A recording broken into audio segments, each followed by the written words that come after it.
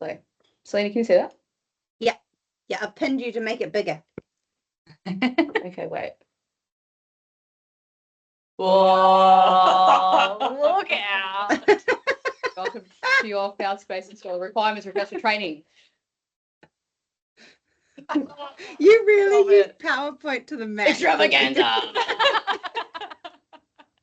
That took me a long freaking time. Are you sure you want her to present this? We're gonna be here for like an hour and a half. Oh. Yay! I get serious from here, but anyway. Thank you. I did a tutorial this morning. Anyway. Okay. So I can't take it seriously. no, it's all serious now. Oh, sorry. Don't lose a smile. It's laughing more listening. That's it. So how can we ensure a seamless delivery and installation? So just touching on what Cara said before. So obviously asking the questions that may be missed in sales, because obviously when they're busy, they don't always cover everything that they should. And then it's our job to kind of follow that up once, the sale's been put through. Another one is always asking for images, even if they say, it's going in a garage. I've had times where the garage is literally like, slanted. So it's important just to see how level the floor is and just to see the room around the sauna as well, for installers. And for commercial, so asking for floor plans, images of install location and access to site, potentially organising a site visit prior to installation, and then CCing lead installers into all emails with builders and owners. Lawrence loves this, for one, who's in New South Wales. So if he's across everything, they really appreciate it, and it's just easier to have communication between sometimes installer and builder rather than us sometimes. It can go straight with them. So reach out to installers and ask for advice because they're there to help. And if it doesn't feel right, don't be afraid to question or say no. We don't compromise on quality and the experience for a sale. And I said this to Cara the other day, and align sales where we don't need to alter or modify installation requirements or the product to suit the client's space. It's pretty self-explanatory. No, I don't want to install an update. Is that me or you? No. Cool. So as we always say, under promise and over deliver, and then just being transparent about delivery and installation ETAs as well. So as soon as we get a delay or something, just reaching out to them and letting them know. So that's just kind of the basis for any delivery and installation, especially in the first conversation as well. You guys want to add anything to that? I think too, sometimes clients, like every sale is different as well. So they might have been told information, they also hear what they want to hear and don't hear. They might be thinking about the price or something else, too. So it's our job to just reiterate Totally. that what has been said before the sale. Yeah, whenever I have the initial conversation and go through all of the stuff that's where it's getting installed and everything, I pop it in the email as well, so that way it's not just verbally spoken. That way they can actually read it as well and confirm it all. Yeah, totally. And as Amber said, just lean on, you learn this always, lean on the installers. Hey, how is this possible? Because they're the ones doing it. They're doing it all the time. If you send a photo to them and say, hey, this is the space, this is the product, I think it's doable. Yeah. You're going to be the one doing it. What do you think? Yeah. And then you've just no question in your mind. The point, you don't want to leave with a question mark when you book in a job. Oh, it should be okay. I might just not answer my phone that day. It's for your peace of mind. We'll be in there. Yeah. Yeah. So lean on the installers. Yeah. And they love being asked to, they're involved. Yeah. So that's just the basis of a good installation. So newer range. So obviously this is probably our most intricate design with all the glass, all the new heating elements and FS1 as well. So newer saunas are designed to go inside, however, can go outside with the following considerations. Obviously sauna must not get wet. That's an obvious one. Can't go outside if it's no cover, because there's sensitive electronic equipment. So for example, an alfresco area that is completely covered with, for example, cafe blinds to protect against rain, dirt, and wind is okay. It also protects and allows for the heat density to stay in the cabin of the sauna as well. So then the clients are getting the most benefit out of the sauna. Must be installed on a level, flat, solid, and a dry surface. So if unlevel, can cause the glass to not align and actually can shatter the glass. So you guys know that obviously, but Lou, so that you have the little screws in. If they don't line up, it can cause problems. And then there's, gaps in the door, so then the heat escapes, and then it's a whole service call, and then that's more money that's lost to the company. So we want to prevent that. And if exposed to direct sunlight, timber and lacquer may fade and change over time. So that's just another thing to consider. Saunas, maybe not the newer range, but saunas can take longer to heat up in cold conditions and may not reach maximum temp if installed outside as well. So that's just another thing to note. If they're like tossing up between a really nice place inside and maybe like just outside, you probably want to go for the inside location. And then any damage to electronics or cabinet due to exposure from water or weather will not be covered under warranty. And then, sorry, Selena, this is in response to your question. No covers or canvas covers are to be fitted around the sauna. I know we used to do them, but for these new saunas, it can cause condensation issues on the roof where the electronics sit. Yeah, this is probably good to know for everybody. And they're also not completely waterproof resistant as well. Yeah, I'm not sure what it would be like if it was going in a garage. Do you reckon there could be like a cover over top? Or no? Is it just Nothing that outside? we would Nothing. recommend. Yeah. Yeah, we Yeah. stopped selling them for a reason because they Yeah. were causing issues on premiums, which are really robust saunas. Yeah. So especially not on with all the electric components now in the newest Mm. the roof. Cool. Definitely not. Sweet. There you go. And then next one, so installation requirements. So this is probably the most important thing. So installation can be on hard floor carpet. However, hard floor is preferable. It's because it's easy to slide into place and also easy to build. Because once it's installed, it's difficult for the sauna to be moved because you can imagine they're 300 kilos plus, so they're quite hard to take apart. It's not like a premium or a light where you can kind of just yeet it the other way. It's like they have to be, taken apart, relocate, like dismantled and then, relocated. So minimum overhead clearance is 300 millimeters. To assemble the sauna, 300 millimeters access either side, especially on the screen side. So I'll show a diagram in a second as to where the screen's being installed. It's important that there's room on the side for them to kind of, put that in. If the sauna is to be located within alcove or tight space, the following must be considered. So must be sufficient space in front of the alcove to assemble the sauna. This means footprint plus 10%. The sauna is very heavy and cannot be pushed back into alcove unless the floor is a hard floor on the same level. So for example, smooth epoxy flooring is difficult. So that's like that really weird lacquer that you see in commercial builds. It's really hard to slide that into place and it can rip the flooring, which for a commercial client is going to cost them a lot of money. So it's just letting them know before the build, hey, maybe this isn't appropriate, or if the space is really small, it probably shouldn't be sold there. So It ends up costing us money too. We probably replace 1 to 2 floors a year. Yeah. Yeah. Whereas if it's tiles or floorboards, it's a lot easier. But yeah, that kind of flooring is quite difficult. Power sockets should be located in such a way that they do not interfere with the final location of the sauna. So I'll go over power requirements in a sec. Anything to add? Can I add something to the overhead clearance? Yes. So we used to say before the newer range was built that it was 0.5 of a meter, but they were actually lower than the current newer range. The reason we only say 300 mil is because the standard roof height is 2.4 meters and the newer is 2.1. Yeah. So we can't actually say anything less because if people want to put a normal room, we wouldn't sell any. Yeah. So if they're building a space and they have the capacity to add more height overhead, 0.5 meter is preferred because 30 centimeters still isn't that much for a big technician to get in, and like the power supply and all the components they actually need to access aren't at the front. Yeah. So if they've got a ladder and the sides are quite tight, if they are asking questions and are building a space and they can allow that 0.5 meter, like more than 30 centimeters, that's something to mention too, because it's just easier to access post install. Totally. Yeah.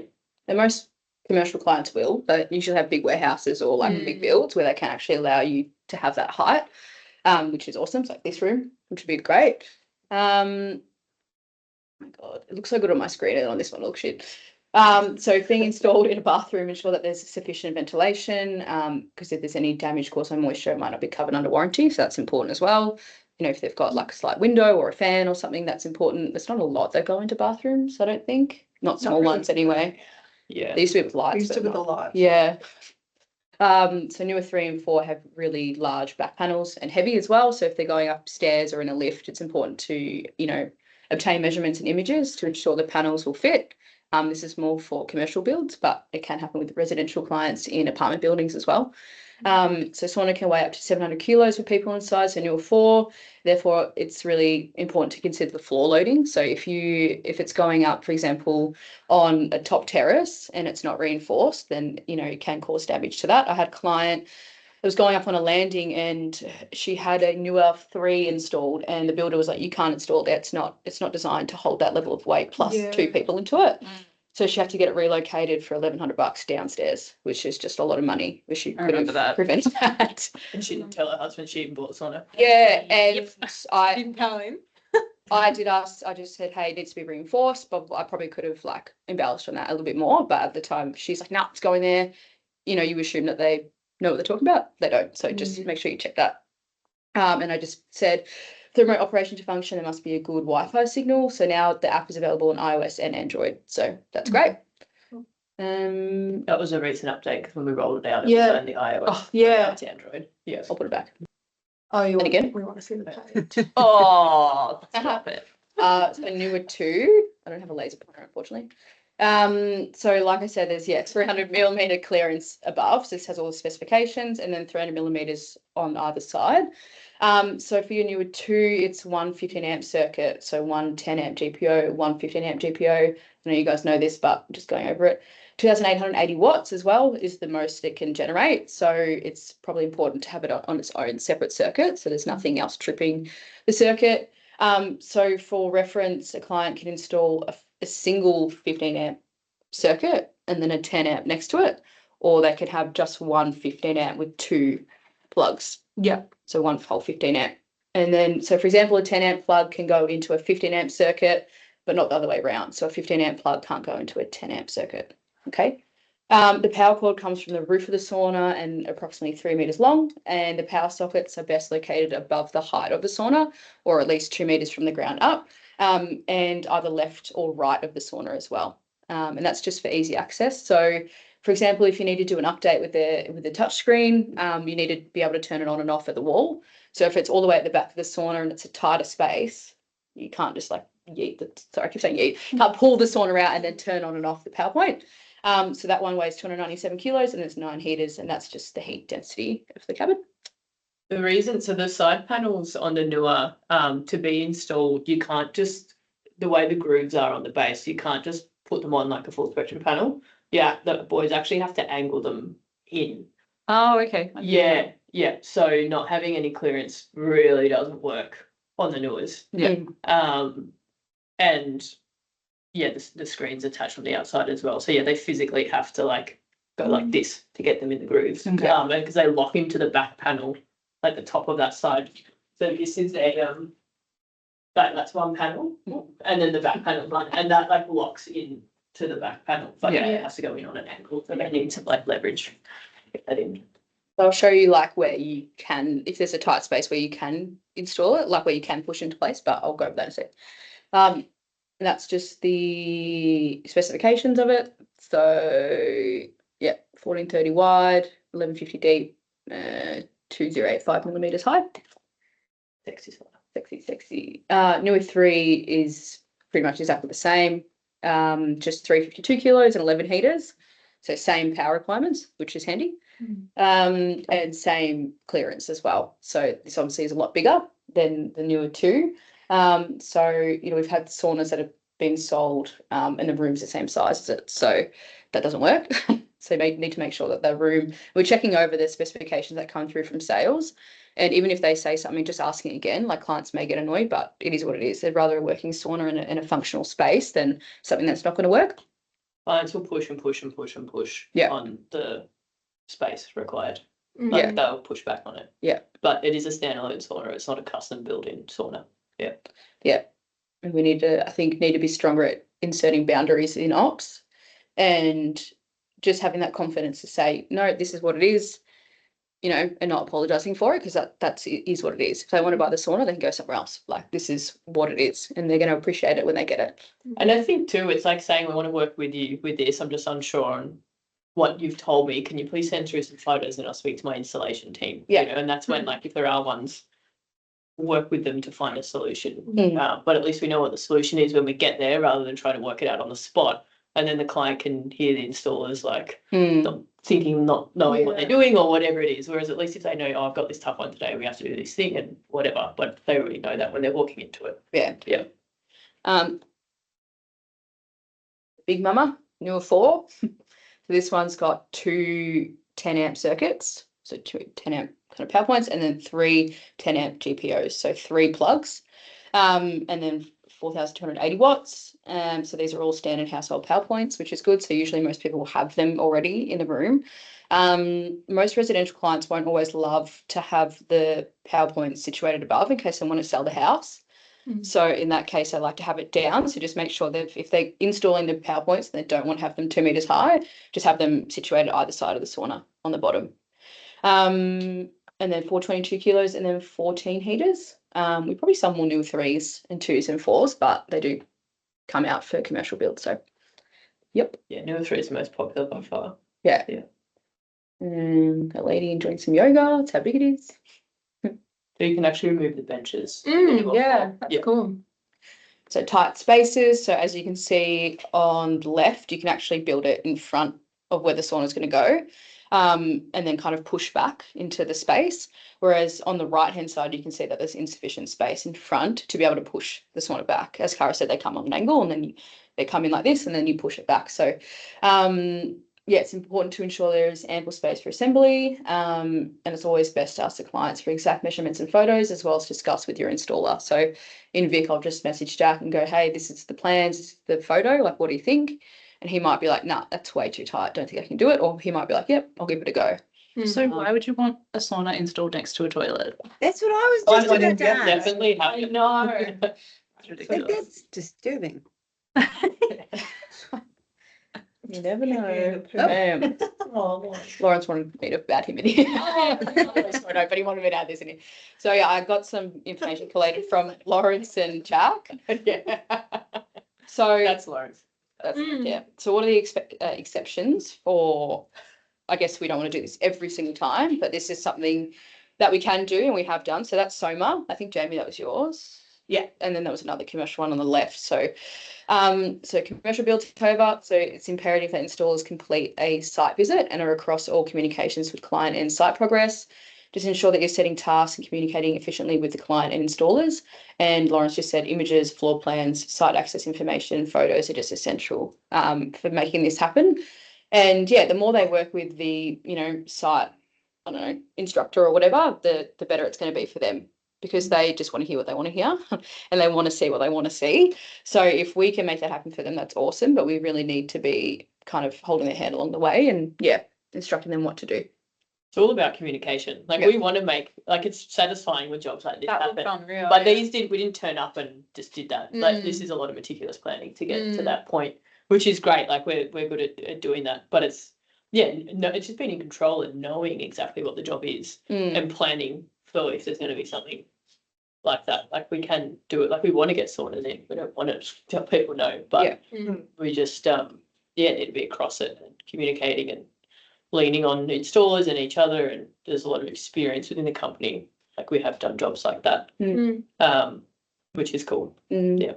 And it's just setting expectations for clients as well. Like, if they want something but they can't have it, just telling them why and giving them a reason why, and just saying, this is what it is, and then having it in writing as well is important, because then they might hear it on the phone but forget, and then if it's not in writing, they don't know. And HubSpot notes too. So if they do call up and something's coming, like, oh, I can see that Amber told you X, Y, and Z on this date. Yeah. Oh shit. Oh yeah. Oh, good idea. La, la. So there's just some install photos we've done for commercial clients. I think that you had the Sydney home. Yeah, that was just a really expensive home. Yeah. Oh, isn't that down that big Yeah. thing? Yeah. And that was a commercial client. So these are some really good install photos. So you can see the grounds. Actually, this one on the right, somewhere in Queensland, the floor is meant to go somewhere on the other room, but the floor wasn't level. And they gave me measurements and sent me photos, and it looked completely level. And you get there on the day, and sometimes it's not, which it just is what it is. You just figure out a solution together. And then Shay found out this room was even better, and it's when you walk in and it looks great. So, yeah. If you know you've done everything you can and something happens on site, like Yeah. you've been as thorough as you can and you've had all the photos and measurements and there was no red flags, Totally. then that's all you can do. Yeah. So that was newer. So barrel. So the outdoor barrel obviously requires a 1 × 15 amp independent circuit, and so the total watts is 3,300. So if there's anything else powered on the same circuit, so like a garage door, refrigerator, power tools, it can trip the power. So it's just important that it's on its own 15 amp. The power cord, this one's from Jamie, thanks. I can have asked for that photo 100 times. Yeah, everyone else. Yeah, the power cord is approximately 3.5 meters long, comes out of the rear and ideally should plug directly into the power point. However, if an extension lead is required, it's to be a heavy duty lead with a weatherproof housing. Now on the day, if the power is not installed, we obviously recommend that it is. We do have like a 15 amp converter where the boys can actually test that the sauna works. But sometimes if the amp's not installed and then they test the sauna, but then we don't know whether the sauna's not working or the amp's not working. So then we've got to go back out and fix it. So it's always recommended we have it installed. Anything? Oh, because it'll trip the power. Yeah. Yeah. Jamie? Anything? No? So, Perfect. perfect.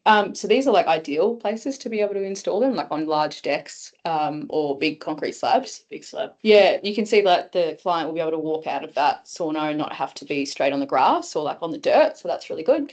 So a solid level and flat surface is required and about 4 to 6 hours for installation. We don't install on wet weather days. We do a 48-hour weather check beforehand and just call the client, let them know whether we need to reschedule. Sometimes it rains in the day and we don't know. It just is what it is. Usually the installers will wait a little bit and then if it's still raining after an hour and a half, they just... Sometimes the weather apps lie. Yeah, sometimes they do. So it was a 2 metre by 2 metre, but we now say 2.5 by 2.5 metre concrete slab or structural and reinforced decking. So the dry weight of the sauna is 500 kilos. So the surface must be able to hold the weight of the sauna and persons inside as well. So if it's going on like a big terrace or a big decking, it needs to be reinforced, as I just said. If deck is elevated, it must be at least 3,000 width and 2,500 depth to allow installers to have access to all parts of the sauna, plus a step ladder. So that's getting around each side of the sauna to install the weatherproofing and all the shingles and everything. Now, Jamie I haven't had one on pavers, so Jamie actually taught me this like 2 days ago, which is unreal. I've always had like concrete slabs. Pavers. I've never had a paver, and I've never had to like deal with it. So if placing in pavers, they must be on a solid base, not a sand base. This includes concrete or crushed rock. So if pavers or slab are at ground level, the base can be smaller than 2.5 by 2.5. However, must support barrel cradle. Thank you, Jamie. Yep. So sauna can normally be pushed back against a wall or fence once assembled, so long as the surface allows for it. If the sauna is going onto pavers, there needs to be a minimum of 500 millimeter clearance from the fence to where the barrel will be installed. If you can imagine, this is like the fence, barrel's here, you're not going to be able to get behind the sauna. So having that space will allow installers to walk around and install when they need to. So that's a photo that Jamie drew me. So I was like, what the hell are you talking about? I don't understand. Explain like, let me just draw it. Yeah, I was like, I don't get it. So the barrel cradle you can see would sit on those 2 pavers, and then be the depth of the sauna as well. So, I mean, ideally, if we could have a little bit like longer, so 16, 20 millimeters, that'd be awesome. But otherwise, yeah, that's fine.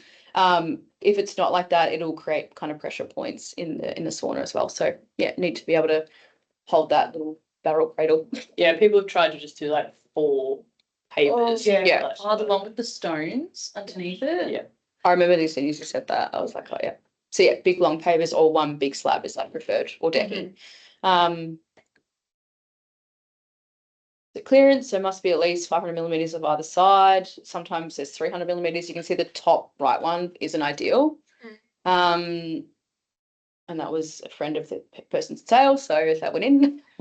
The slab's not too bad, but you can see on the left-hand side, it was a really, really tricky install. So I messaged the installers and was like, hey, do you think this can go in at the start? And they said, yeah, we'll give it a try. And they got it in. So can I give some context on how they'll get that in? Yeah, definitely. So photos, without photos, if they just sent that, you'd have no idea if it's possible. This is where sometimes you can encroach on these requirements if the space allows it, whether it's a low bulkhead or something where they push a sauna in. So in this instance, because the slab is level with the garden next to it, you can actually maneuver the barrel on it. You'll see it on Monday. There's not very often where they don't move it unless it's a huge open space.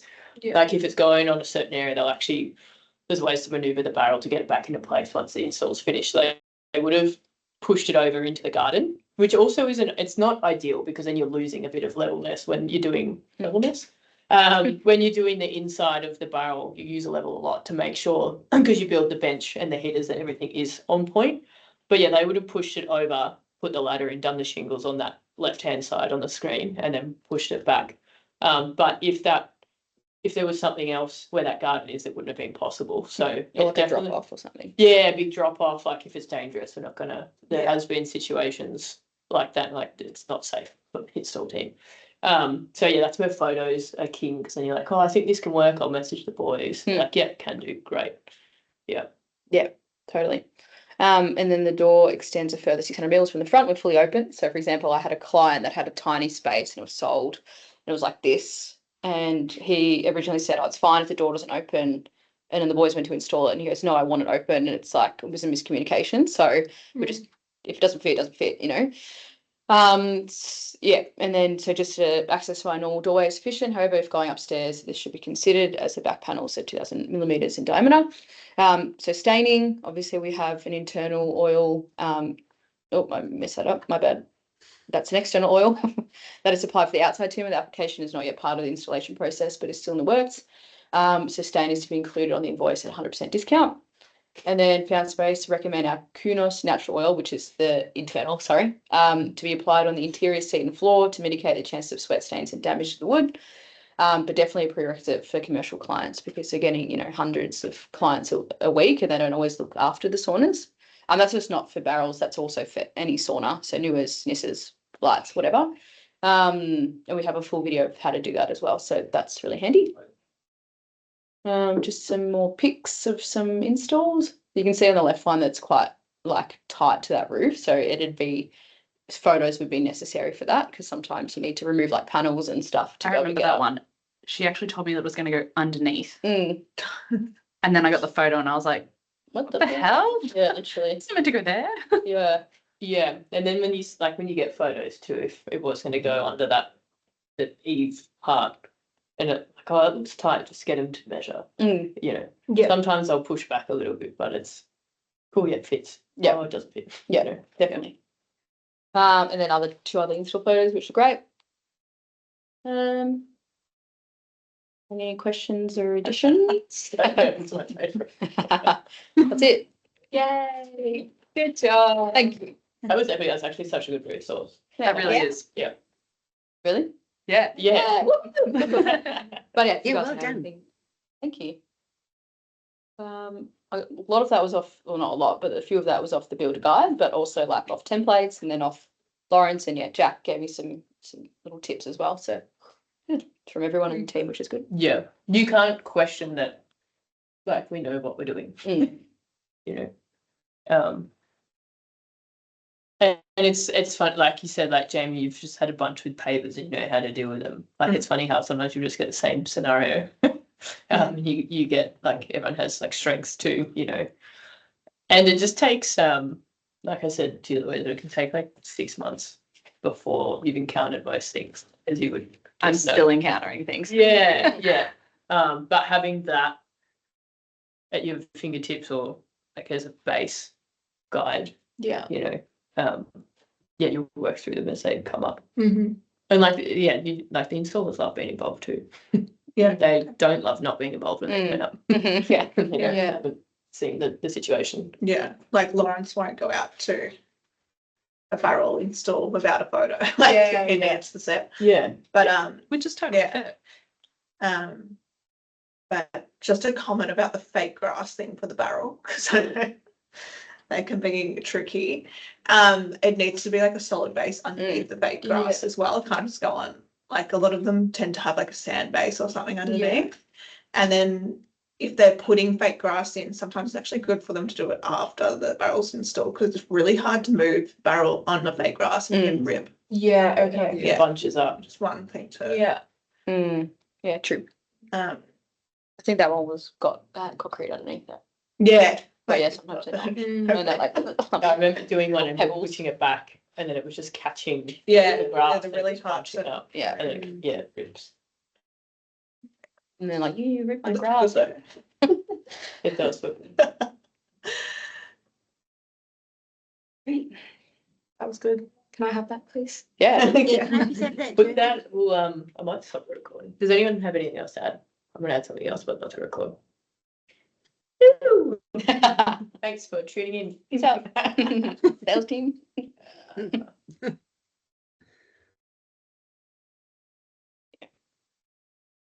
I'll say it's time